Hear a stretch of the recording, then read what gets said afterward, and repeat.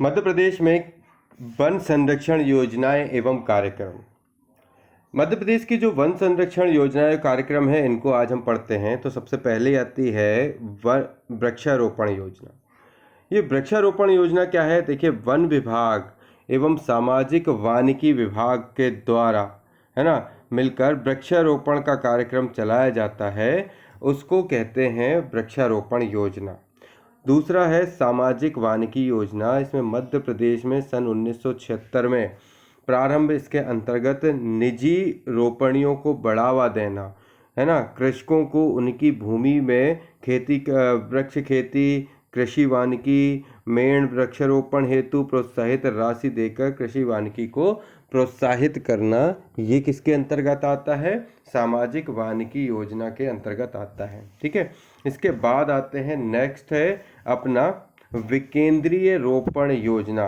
विकेंद्रीय रोपण योजना क्या है, इसको समझें। तो विकेंद्रीय रोपण योजना, इस योजना का उद्देश्य क्या था कि ये वानिकी के प्रति आम लोगों को रुचि या और जागृत करने का कार्य करता है। फिर नेक्स्ट आते हैं सामुदायिक भूमि पर प्रदर्शन क्षेत्र योजना। तो जैसे क्या है कि जो सामुदायिक वानिकी क्षेत्र हैं, है ना, उनमें क्या है, कार्यक्रम के अंतर्गत क्या है, क्षेत्र में निर्माण हेतु हजारों एकड़ भूमि का पर वृक्षारोपण करने का लक्ष्य रखा जाता है। ये सामुदायिक भूमि पर प्रदर्शन क्षेत्र योजना कहलाती है ना। इसमें क्या होता है, एक भूमि है, उस भूमि के अंतर्गत क्या है, उसमें एकड़ मतलब हजारों एकड़ की भूमि पर वृक्षारोपण करने के उद्देश्य से ये लक्ष्य रखा जाता है कि अपन सबको भाई क्या करना है, वृक्षारोपण करना है। तो ये सब वृक्षारोपण के कार्यों को बढ़ावा देने के लिए इसमें विभिन्न प्रकार की क्या है, योजनाएं बनाई जाती हैं, और इन सभी योजनाओं का उद्देश्य कहीं ना कहीं वृक्षारोपण को बढ़ावा देना होता है। इसी क्रम में अगर आगे बढ़े तो देखो अगला क्या आता है। आगे बढ़ते हैं तो बिगड़े वन क्षेत्रों की सुधार की योजना। अब जो क्षेत्र जो हैं, जैसे वर्ष 1989-90 में 20 जिलों में बिगड़े वनों का सुधार वृक्ष सहकारिता माध्यम से शुरू किया गया। ये बिगड़े वन क्षेत्रों की सुधार योजना के अंतर्गत आता है। फिर आता है सूखा उन्मुख क्षेत्र कार्यक्रम। ये क्या है? सूखा उन्मुख क्षेत्र कार्यक्रम के अंतर्गत धार, झाबुआ, सीधी, बैतूल, खरगोन, शहडोल आदि जिलों में निगम के द्वारा क्या है, वृक्षारोपण, चारागाह विकास एवं सड़क किनारे वृक्षारोपण किया जाता है। ये सूखा उन्मुख क्षेत्र कार्यक्रम कहलाता है। फिर नेक्स्ट आते हैं चरण पादुका योजना। सन 19 अप्रैल सन 2018 को सिंगरौली से प्रारंभ हुई और इसका उद्देश्य था तेंदुपत्ता संग्राहकों को निःशुल्क जूते चप्पल उपलब्ध कराना। तो ये कहलाई चरण पादुका योजना। इसमें एक और चरण पादुका योजना थी, उसमें वो क्या कहते हैं, वो अलग थी, और ये जो है वनों से संबंधित है। तो इसमें क्या है, निःशुल्क जूते चप्पल उपलब्ध कराए जाते हैं। किसको? तेंदुपत्ता संग्राहकों को। तो 19 अप्रैल 2018 को सिंगरौली से प्रारंभ हुई थी ये, और इसमें तेंदुपत्ता संग्राहकों को क्या देते हैं, निःशुल्क जूते चप्पल उपलब्ध कराए जाते हैं। फिर नेक्स्ट आते हैं लोक वानिकी योजना। जैसे विश्व बैंक की सहायता से सितंबर 1995 में मध्य प्रदेश वानिकी योजना लागू की गई। अप्रैल 1999 में लोक वानिकी योजना भूमि स्वामित्वों के निजी स्वामित्वों की पड़ती जमीनों पर खड़े वनों के प्रबंधन के लिए प्रारंभ की गई। मध्य प्रदेश लोक वानिकी अधिनियम 2001 पारित कर लोक वानिकी किसान समितियों का गठन किया गया। 4 जिलों जैसे सीधी, दमोह, होशंगाबाद और देवास में किसान संघों का गठन किया गया, और इसमें क्या है, निजी स्वामित्व के वन आच्छादित क्षेत्रों को नियमित वैज्ञानिक प्रबंधन में लाकर वन संरक्षण एवं संवर्धन करते हुए किसानों एवं पंचायतों को नियमित आय सुनिश्चित करने के साथ साथ वानिकी को खेती की तरह लोकप्रिय व्यवसाय की श्रेणी में लाने की क्या की गई, व्यवस्था की गई। फिर आते हैं नेक्स्ट वनस्पति वन पंचवर्षीय योजना। स्वास्थ्य और परिवार कल्याण मंत्रालय नई दिल्ली द्वारा महिलाओं एवं बच्चों के स्वास्थ्य हेतु उपयोग में आने वाली औषधियों के रोपण के लिए कटनी जिले में एक महत्वाकांक्षी वनस्पति वन पंचवर्षीय योजना के क्रियान्वयन का कार्य प्रगति पर है। दीनदयाल वनांचल सेवा, ये क्या है, दीनदयाल वनांचल सेवा का शुभारंभ 20 अक्टूबर 2016 को हुआ। दीनदयाल वनांचल सेवा वन सुरक्षा एवं विकास के साथ सुदूर वनांचलों में पदस्थ वन अधिकारियों कर्मचारियों के सहयोगियों से वनवासियों के कल्याण एवं सेवा का अभिनव प्रयास किया गया। इको टूरिज्म रोपणी, ये क्या है, मुख्य स्थलों पर रोपणी को इको टूरिज्म स्पॉट के रूप में विकसित कर पर्यटकों को आकर्षित करने हेतु अनुसंधान वितरण वृत्त ग्वालियर की तपोवन रोपणी, अनुसंधान वृत्त रतलाम की रोपणी एवं उज्जैन जिले में क्षिप्रा विहार रोपणी स्थापित की गई। कहाँ कहाँ? ग्वालियर में, फिर उसके बाद रतलाम में और उज्जैन में रोपणी स्थापित की गई है ना। उज्जैन में क्षिप्रा विहार, रतलाम में की जो है ग्वालियर में तपोवन रोपणी, अनुसंधान वृत्त रतलाम की रोपणी एवं उज्जैन जिले में क्षिप्रा विहार रोपणी स्थापित की गई। त्रैमासिक पत्रिका मध्य प्रदेश वनांचल संदेश के तृतीय संस्करण का प्रकाशन किया गया। ठीक है, इसके बाद आते हैं नेक्स्ट, मध्य प्रदेश राज्य वन विकास निगम, इसमें राष्ट्रीय कृषि आयोग की अंतिम report production forestry man made forest सन 1972 के आधार पर कंपनी के रूप में 24 जुलाई 1975 को मध्य प्रदेश राज्य वन विकास निगम लिमिटेड भोपाल की स्थापना की गई। उसका उद्देश्य था कि निम्न कोटि के वन क्षेत्रों को तेजी से बढ़ने वाली बहुमूल्य एवं बहुउपयोगी प्रजातियों के रोपण द्वारा उच्च कोटि के वनों में परिवर्तन कर उत्पादन क्षमता और गुणवत्ता में सुधार लाना है। मध्य प्रदेश राज्य वन विकास अभिकरण में मध्य प्रदेश राज्य वन विकास अभिकरण का गठन 19 अप्रैल 2010 को किया गया। इसका उद्देश्य था कि संयुक्त वन प्रबंधन समितियों के माध्यम से बिगड़े वन क्षेत्रों तथा रिक्त वन क्षेत्रों में वृक्षारोपण को अधिक सुदूर और विकसित करना है। मध्य प्रदेश राज्य बांस मिशन, ये क्या कहलाता है कि राष्ट्रीय बांस मिशन संबंधी विभिन्न योजनाओं के क्रियान्वयन के लिए 3 जुलाई 2013 को मध्य प्रदेश बांस मिशन का गठन किया गया। मिशन में बांस आधारित उद्यमिता और विकास योजना के अंतर्गत नर्सरी विकास, संगठित बांस वनों का सुधार, बांस रोपण, बांस शिल्पकारों की दक्षता बढ़ाना, कार्यशाला तथा बांस बाजार कार्यक्रम शामिल हैं। अंतर्राष्ट्रीय वन विकास कार्यक्रम फॉरेस्ट प्लस संयुक्त राष्ट्र एजेंसी USAID द्वारा होशंगाबाद वनमंडल, हरदा वनमंडल तथा सतपुड़ा राष्ट्रीय उद्यान में 2012 में फॉरेस्ट प्लस कार्यक्रम क्रियान्वित किया गया। आगे बढ़ते हैं, कार्बन फ्लेक्स टावर, ये क्या है? राज्य में पारिस्थितिकी और मौसम परिवर्तन में पूर्वानुमान के अध्ययन हेतु अंतरिक्ष अनुसंधान संगठन द्वारा 2012 में बैतूल जिले की ताबड़ी में राज्य का प्रथम कार्बन फ्लेक्स टावर तथा 2017 में कान्हा राष्ट्रीय उद्यान मंडला में द्वितीय कार्बन फ्लेक्स टावर स्थापित किया गया। तो 2 कार्बन फ्लेक्स स्थापित किए गए 2012 में बैतूल में।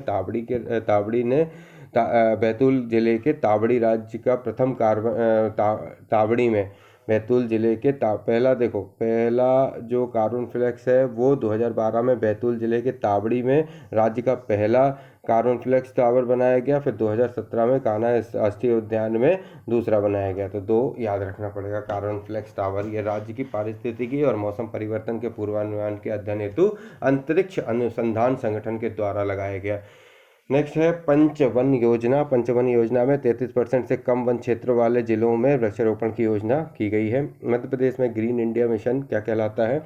केंद्रीय पर्यावरण मंत्रालय के द्वारा देश में 50 लाख हेक्टेयर वन क्षेत्र को वन आच्छादित करने तथा 50 लाख हेक्टेयर वन क्षेत्रों में वन संवर्धन करने हेतु ग्रीन इंडिया मिशन प्रारंभ किया गया। मध्य प्रदेश में ग्रीन इंडिया मिशन प्लांट 2020-21 तैयार कर केंद्रीय पर्यावरण वन एवं जलवायु परिवर्तन मंत्रालय ग्रीन मिशन को 12 जुलाई 2016 को भेजा गया। आगे बढ़ते हैं, नेक्स्ट देखते हैं। ये जो पूरा MP का चित्र दिख रहा है, इसमें वन विभाग के शिक्षण, प्रशिक्षण और अन्य केंद्र हैं, जैसे फॉरेस्ट गार्ड ट्रेनिंग सेंटर, भारतीय वन प्रबंधन संस्थान और फ्लेक्स टावर। तो ये चीज़ें हैं। सबसे पहले फॉरेस्ट जो है गार्ड ट्रेनिंग सेंटर कहाँ कहाँ है? तो एक तो है आपका शिवपुरी, है ना, दूसरा बैतूल, सिवनी, उमरिया, रीवा और झाबुआ। इसके अलावा में दूसरे नंबर पे देखें तो भारतीय वन प्रबंधन संस्थान, ये कहाँ कहाँ है? भोपाल में है। इसके बाद बैतूल में भी है, मंडला में भी है भारतीय वन प्रबंधन संस्थान। फिर आता है ये फ्लेक्स टावर हैं, कहाँ कहाँ? मंडला, बैतूल, है ना। और ये जो भारतीय वन प्रबंधन संस्थान कहाँ है? ये भोपाल में है। तो इतनी चीज़ें अपन को थोड़ा बहुत पता होनी चाहिए। इंदिरा गांधी वन प्रशिक्षण शाखा पचमढ़ी होशंगाबाद में है ना। उसके बाद मध्य प्रदेश का पहला फ्लेक्स टावर जो ताबड़ी बैतूल में लगाया हुआ है 2012 में। फिर वन प्रबंधन एवं शिक्षा केंद्र वन राज्यिक महाविद्यालय बालाघाट में है। द्वितीय कार्बन फ्लेक्स टावर जो है कान्हा मंडला में है। ये सब राज्य के प्रमुख वन संस्थानों को अब देखते हैं। भारतीय वन प्रबंधन संस्थान भोपाल सन 1982 में बना। राज्य वन अनुसंधान संस्थान जबलपुर में है, सन 1963 में बना। राज्य वन विकास निगम ये भोपाल में है और 31 अक्टूबर 1975 को बना। वन प्रबंधन एवं शिक्षा केंद्र फॉरेस्ट ट्रेनिंग महाविद्यालय कहाँ है? बालाघाट में है, 1979। फॉरेस्ट ट्रेनिंग महाविद्यालय ये बैतूल में है, 1980। राज्य लघु वनोपज सरकारी फेडरेशन भोपाल में है, 1964। उष्णकटिबंधीय वन अनुसंधान संस्थान देहरादून का क्षेत्रीय केंद्र जबलपुर में है, 1988। वानिकी अनुसंधान एवं मानव संसाधन विकास संस्थान केंद्र सरकार छिंदवाड़ा में है, 1995। इसके बाद आते हैं फॉरेस्ट गार्ड ट्रेनिंग स्कूल जो कि 8वें नंबर पर है। शिवपुरी जो 8 हैं शिवपुरी, गोविंदगढ़, रीवा, पचमढ़ी, ताला, उमरिया, अमरकंटक, बैतूल, लखनादौन, सिवनी, झाबुआ। और इसके बाद आते हैं संजीवनी संस्थान वनौषधि रोपण भोपाल में है। मध्य प्रदेश इको पर्यटन विश्वविद्यालय निगम विश्वविद्यालय क्या है? इको पर्यटन निगम ये क्या है? भोपाल में है, 2005 में बना। मध्य प्रदेश के वन क्षेत्र कौन कौन से हैं? तो देखो तेंदुपत्ता ये इस एरिया में मिलता है जिसको बुंदेलखंड बोलते हैं। इसके बाद मध्यम वन क्षेत्र ये इसी क्षेत्र का है। फिर ये जो मालवा वाला क्षेत्र है अल्प वन क्षेत्र है, ये सघन वन क्षेत्र है बुंदेलखंड का। फिर ये आम, महुआ, नीम, बबूल, पलाश ये सब चीज़ें कहाँ मिलती हैं? अल्प वन क्षेत्रों में मिलती हैं। तो ये मध्य प्रदेश का वन क्षेत्र है। ध्यान दें, अल्प क्षेत्र, मध्यम क्षेत्र और सघन क्षेत्र। तो सघन क्षेत्र कहाँ मिलेगा? बुंदेलखंड में, मध्यम जो है बुंदेलखंड में और अल्प जो है मालवा में मिलता है। नोटेबल फैक्ट पढ़ते हैं और समझते हैं। नोटेबल फैक्टों में सबसे पहले तो देखो राष्ट्रीय कृषि आयोग की report forest man made forest सन 1972 के आधार पर मध्य प्रदेश राज्य वन विकास निगम लिमिटेड भोपाल की स्थापना 24 जुलाई 1975 को कंपनी अधिनियम 1956 के अंतर्गत की गई। मध्य प्रदेश राज्य वन विकास निगम का उद्देश्य वनों की उत्पादकता एवं गुणवत्ता सुधार हेतु कार्य करना है। राज्य वन विकास अभिकरण क्या है? 19 अप्रैल 2010 को गठन किया गया। राज्य सरकार द्वारा वर्ष 2004 में तेंदुपत्ता की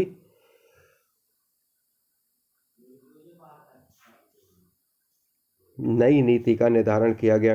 प्रदेश की प्रमुख वन संपदा कौन कौन सी है? सागौन, साल और बांस है। मध्य प्रदेश में उष्णकटिबंधीय वन पाए जाते हैं। फिर अगली बात, गौण वन संपदा में तेंदुपत्ता, लाख, हर्रा, खैर, कौंध है।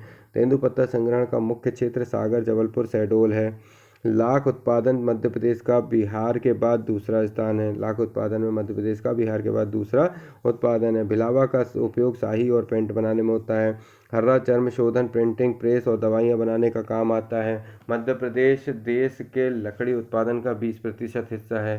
प्रदेश में हर्रा का उत्पादन बालाघाट, मंडला, छिंदवाड़ा, जबलपुर, सतना, बैतूल, पन्ना आदि जिलों में होता है। प्रदेश में बबूल, खैर व धावड़ा से गोंद प्राप्त होती है। चैंपियन एवं सेट के वर्गीकरण के अनुसार राज्य में 18 वन प्रकार हैं जो 3 प्रकार के वन समूह बटे हैं। उष्णकटिबंधीय नम पर्णपाती, उष्णकटिबंधीय नम पर्णपाती, उष्णकटिबंधीय शुष्क पर्णपाती और उष्णकटिबंधीय कंटक वन। ये इस प्रकार से डिस्ट्रीब्यूट किए गए हैं। फिर अगला आ जाओ, मध्य प्रदेश की टीक है ना, लकड़ी बनावट, रंग और